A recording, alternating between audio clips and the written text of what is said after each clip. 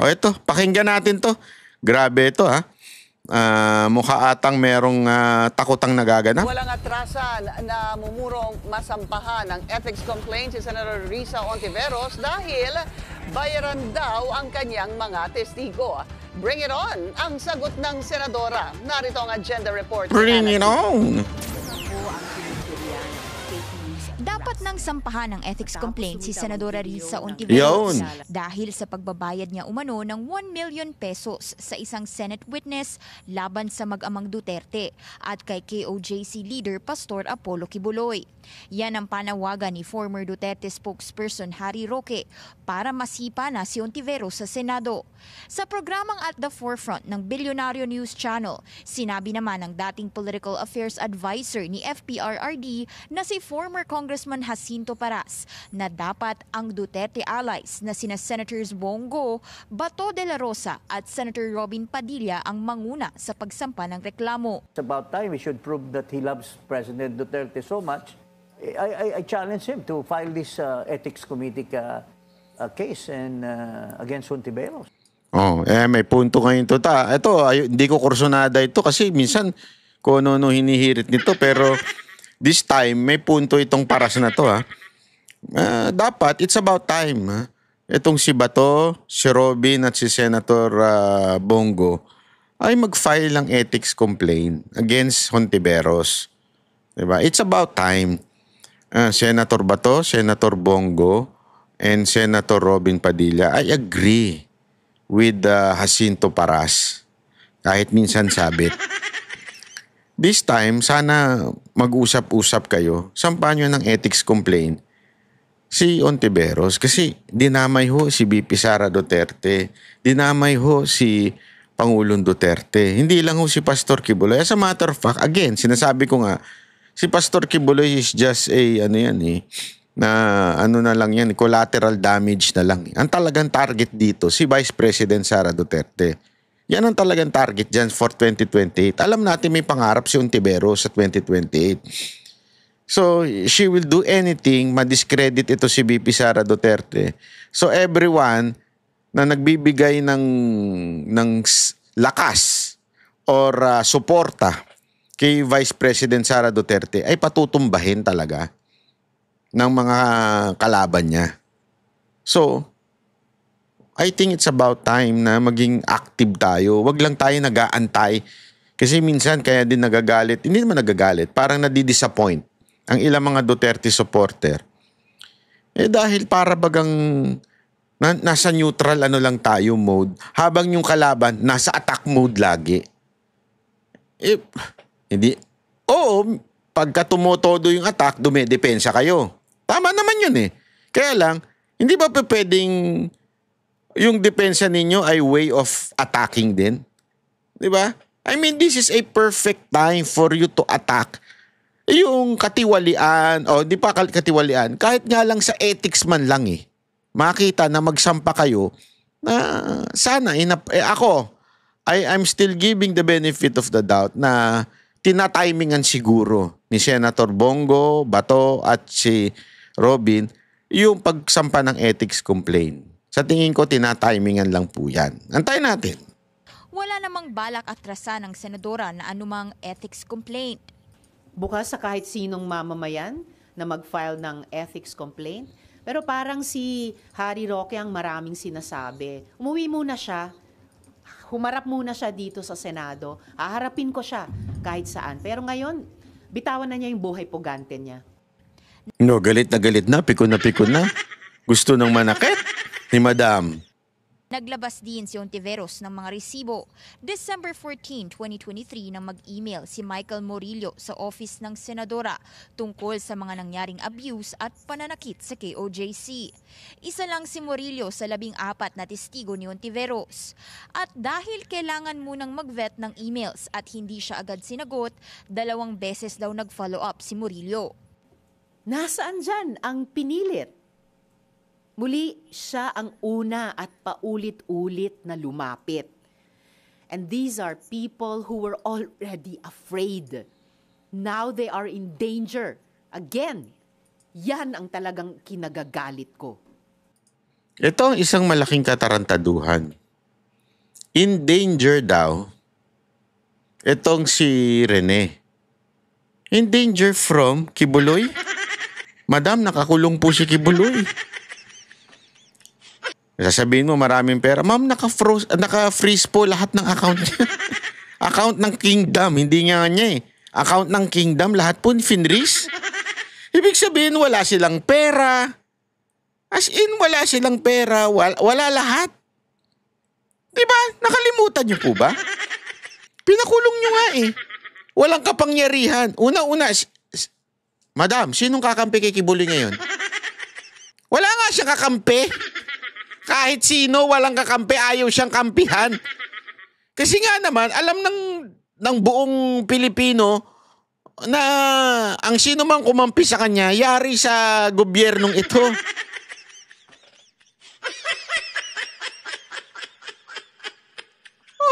Hindi, walang biro ho.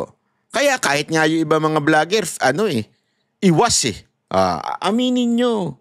Kasi nga, natatakot eh. Natatakot sila na madamay. O kami, wala kaming pakialam. Utangin na ninyo.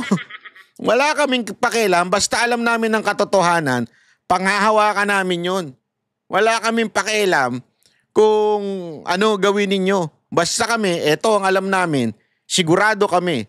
And I'm telling you, from time to time, kami mismo kini-question namin. Kini-question namin ang mga lumalabas na issue at asan yung ebidensya na nagpapatunay na walang kasalanan si Pastor Kibuloy, walang kasalanan ang SMNI. Ayan, tuloy-tuloy kami diyan kasi if we want to talk na for KOJC or Pastor Kibuloy, kailangan puno kami ng ebidensya sa puso namin. We're convinced. Walang doubt. Kasi mahirap ang magsalita ng may doubt ka eh. Oh. Kaya nga, eto mga kababayan, sasabihin mo na tinatakot si Rene, tinatakot. Saang bagay tatakutin? Imagine nyo to ha. Lahat nga eh.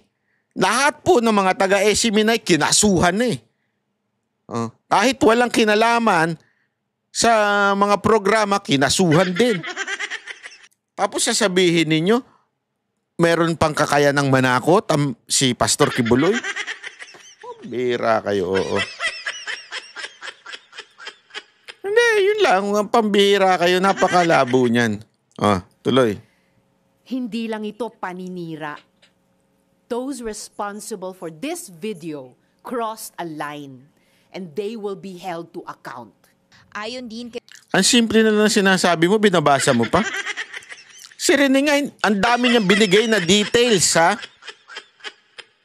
Ang dami niyang, sasabihin mo na in-intimidate lang daw ni Kibuloy, si Rene, in-intimidate lang ng mga taga kay OJC yung Rene. Pero si Rene, nung nagsasalita sa Senado, may binabasa. Ikaw, nagsasalita ka ngayon, may binabasa. Pero si Rene, nung nagsasalita siya, sinasabi niyang katotohanan, hindi nga siya nagbabasa. Memorize niya yung kwento. Tapos sasabihin mo, siya pa yung kinumbinsi na magsinungaling? Ang taong nagsisinungaling, ang isang elemento niyan, hindi niya alam ang buong details, kaya niya isinusulat at binabasa. Hindi ko sinasabing lahat ng nagbabasa sinungaling, ha? That's not my point. Pero isang elemento na nagsisinungaling ay nagbabasa. Naintindihan nyo? Para bagang ano yan eh. Natutunan ko sa science. All acid has hydrogen. Hindi ko makakalimutan to. Ito lang tinamaan kong score sa quiz nun eh. But not all hydrogen is an acid. Nagigets mo? Sa madaling salita, ang nagsisinungaling, ang isang elemento niyan, nagbabasa. Pero hindi lahat na nagbabasa, sinungaling. Gets nyo? So, ibig sabihin, mas may posibilidad ka na nagsisinungaling kaysa kay Rene. Dahil si Rene, hindi talaga nagbabasa. wala yung elemento ng pagbabasa, memorize niya yung nangyari. Detailed. Detailed talaga.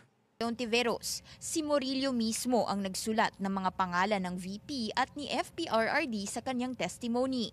At si Murillo pa nga raw ang nanghingi ng pera sa senadora para makabili ng bagong laptop para makapaghanap ng Kaya sabihin ni iba, paano yan? Banat ba? May screenshot. Ang dali-dali gumawa niyan eh. Tanong niyo sa mga nangangaliwa.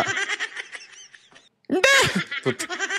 Style ng mga lalaki ang gagawa ng sariling ganyan para lang makaimbento. Wag na. Tanong nyo sa mga may mga kabit. Tanong nyo! Ang daling gumawa ng mga ganyan eh. Na kunwari, ang nag-text si Michael. Pero si Michelle pala yun.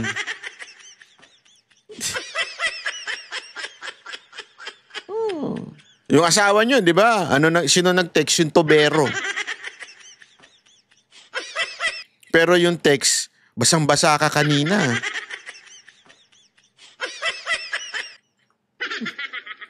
Tama, mali. Ang daling gumawa ng mga peking text messages eh. trabaho. Malinaw ang sagot namin sa kanya. Our office has a strict policy of not providing financial assistance to potential witness and witnesses. Umamin din daw si Murillo na nililigawan na raw siya ng KOJC para bumaliktad. At bago pa man lumitaw ang viral video ni Murillo, just last week, bigla raw siyang humingi ng rescue dahil kinulong daw siya sa Glory Mountain, isa sa properties ni Kibuloy sa Davao City. Hindi. Gusto mo mapatunayan. Hindi, alam mo, simpleng-simple. Gusto mo mapatunayan na hindi kinidnap. Gusto mo, isa lang. Pag magpahiring ka. Magpahiring ka, pasiputin mo yan. Sisipot yan. Sa tingin ko hindi ko alam kung hindi ko alam kung nasan yan. Hindi, para magkaalaman. Sigurado naman ako, alam mo kung asan yan kasi kamping-kampi sa'yo ang PNP. Di ba? Sigurado ko, alam na alam mo yan. Nasa gobyerno ka ngayon, kampi mo ngayon ng presidente. So, ibig sabihin, kung talagang naniniwala ka nagsisinungaling, wag demanda kasi alam mo, yung style na demanda, tinatakot nila eh. Tinatakot nila na wala nang babaligtad na witness kasi dedemanda daw ni Ontiveros. Alam mo, kung gusto mo talaga malaman, kasi pagka doon, hindi mo na malalaman yung details pag nagkademandahan na. Pag sa korte na diniscuss. Wag mo i-demanda. Ipahiring mo muna, tsaka mo i-demanda. Di ba ganyan naman ang ginagawa nyo? Nagpipresenta kayo sa hearing muna bago kayo magdemanda. Ganyan ang ginawa mo dyan eh. Bakit hindi ganun ang gawin mo ngayon? Magpahiring ka. I challenge you that ipahiring mo ito si Rene. Ay, ano ba pala ang pangalan niyan? Michael o Rene? Basta, ito si Michael na sinasabi mo. Ipahiring mo yan. Diyan mo gisain. Alamin mo talaga kung totoo sinasabi o hindi. Tapos tsaka mo i-demanda. Pero at least, alam mo na. Nakita mo na, narinig mo na. Nakarinig na ng taong bayan kung ano talaga sinasabi. Tanging si Senador Bato de la Rosa ang mambabatas na nag-share ng video ni Murillo. Kaya naman, may pasaring si Ontiveros kay de la Rosa. Dapat hindi kami nag-share ng fake news. O tulad Ikaw ang mahiling mag-fake news. Fake ano nga eh. Allegedly allegedly. ng mga AI-generated video, dapat hindi AI-generated video, ipatawag mo ng magkaalaman kung AI ba talaga. Ipatawag mo. Dami mong shot-shot, madami. kami nagpapadala o lalong hindi kami mismo ang nag-share ng anumang fake news. Let's call this what it is.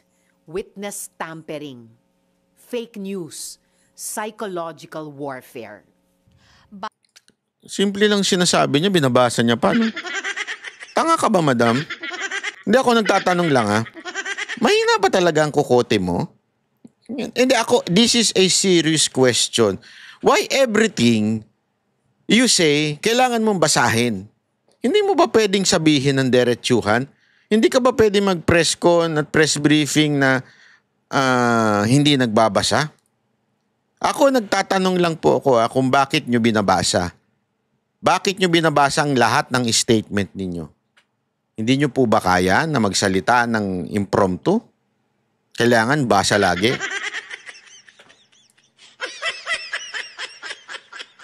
It's a serious question. Huwag yung serious na tanong ito. Alak na ng senadora maghain ng reklamo sa NBI tungkol sa nangyaring pagkalat ng naturang video. Pattern na raw ito na tuwing may Senate hearing, hinaharas sa mga witness ng Senado. Kapag tapos na ang Senate investigation, tapos na rin ang custody ng witnesses sa Senado. Pero inalagaan pa raw si Murillo ng ilang church leaders at eventually umalis din sa poder nila at saka lumitaw ang viral na video. Kaya naman, hindi na raw magtataka si Ontiveros kung KOJC ang nasa likod nito. Para sa agenda. Ano kaya gagawin ng KOJC? No? Hindi ko mag-gets eh. So, ibig mo sabihin, sorry to say, naniniwala, pwede pa sana kung si Duterte ang presidente. Di ba? Ngayon na ginipit na ng todo ang KOJC. The entire, mantakin mo hindi nga lang KOJC, mga Duterte. Pati yung Davao, kontrolado nila pulis. Lahat ng nandun, kontrolado nila. Lahat po, kontrolado na ninyo. Paano kikilos ang KOJC? Di ultimong yung pera nga, alam ko, naka-freeze pa rin eh. So, ibig sabihin, hindi talaga makakagalaw. Kasi, you might say, nga, wala naman si Kibuloy, may mga tao naman siya. Oo, but remember, the only power na ina-acknowledge sa Pilipinas ay pera. Paano sila? Wala nga silang pera eh. Oo. Kung alam nyo lang, kung pwede ko lang ikwento, kaya lang, hindi ko pwede ikwento. Alam mo naman ako, pag hindi nakapagpaalam. Hindi, kasi alam ko na wala na silang pera. Alam ko yun. Tapos sasabihin mo, kagagawa nila. Kayo ang nasa kapangyarihan. Tapos sila pa ang mananakot. Paano nangyari yun, madam? That is beyond impossibility. Hindi, beyond possibility pala. Ewan ko, madam, medyo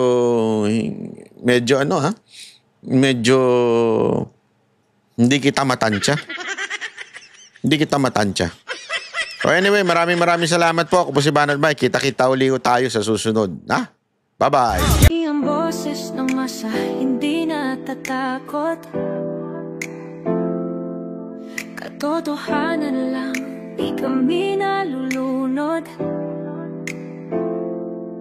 Walang bahid ng sismis, lahat ay totoo. Kahit sino ka pa, pag mali ka babanatan ka. Walang pinipili kulay, wala kaming kinikilingan. Basta para sa bayan, kami lalaban. Pagtama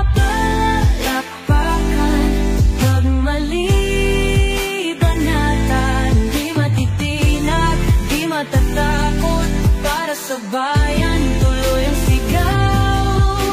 Sa harap ng kamera, walang halong takot.